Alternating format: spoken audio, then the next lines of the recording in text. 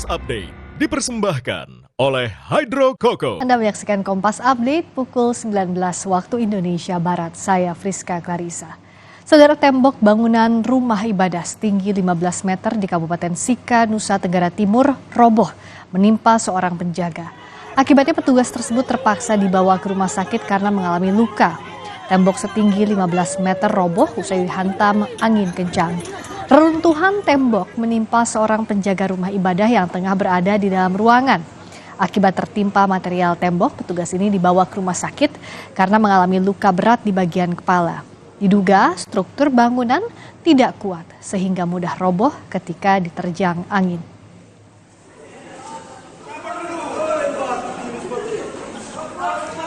Demikian Kompas Update, Sapa Indonesia Malam kembali sesaat lagi. Saya Friska Clarissa. Sampai jumpa. Kompas Update dipersembahkan oleh Baik langkahku.